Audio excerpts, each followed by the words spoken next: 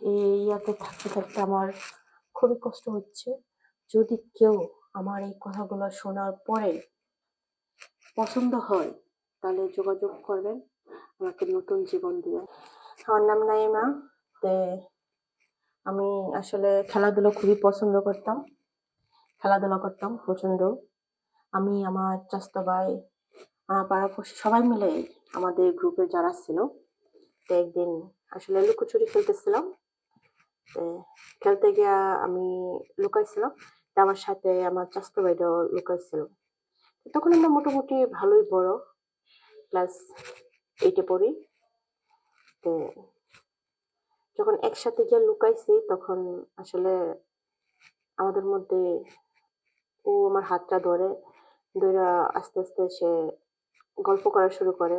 এটা সেটা বলতেছিল। কিন্তু আমিও ওরে আসলে বুঝাইতে চাইছিলাম যে এটা করাটা ঠিক হচ্ছে না। যে অনেকভাবে বুঝাইছি। কিন্তু আসলে সে আমার কথাটা বুঝতেছিল না।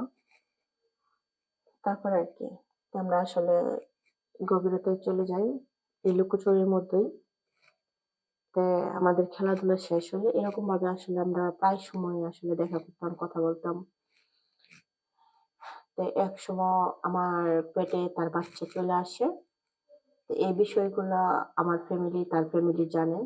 তো জানার পরে তার ফ্যামিলিরে বলার পরে আসলে তার ফ্যামিলি এটা মাইনা নেয় না।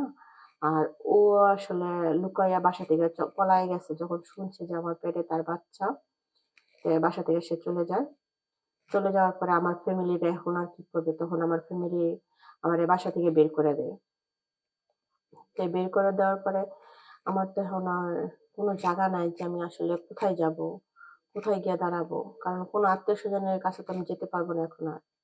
কারণ আমার গর্ভে তো একটা বাচ্চা আছে। তো আমি যখন রাস্তায়, রাস্তায় ঘুরতেছিলাম, তো ওইখানে রাত্রে একজন আমারে জোর করে উঠাইয়া নিয়া যায়। নিয়ে আমারে আসলে বিক্রি করে দেয়। তো আসলে তুলে এখনো আছি। তো এই নোংরা জায়গায় আসলে আমি থাকতেছি। তো আমি জানি না আমার ভাগ্যে কি আছে।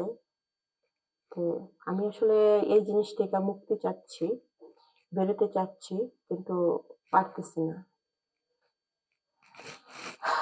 যাই হোক, এখন আমি বাচ্চাটার জন্ম হওয়ার পরে ওইখানে শিশু বাচ্চাটা রাখতে চায় না। তারা এতিমখানায় দিয়ে দেয়। তো আমার লাইফটা এরকম ভাবে চলতেছে। তো আমি চাচ্ছি যে আমার লাইফে যেন ভালো একটা জীবন আসুক, সুন্দর একটা জীবন।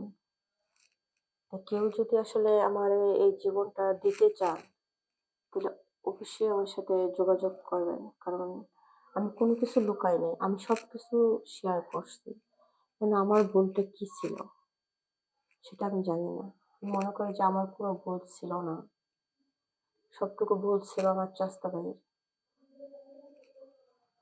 তো এই ইয়াতে থাকতে থাকতে আমার খুবই কষ্ট হচ্ছে। যদি কেউ আমার এই কথাগুলো শোনার পরে পছন্দ হয়, তাহলে যোগাযোগ করবেন, আমাকে নতুন জীবন দিবেন।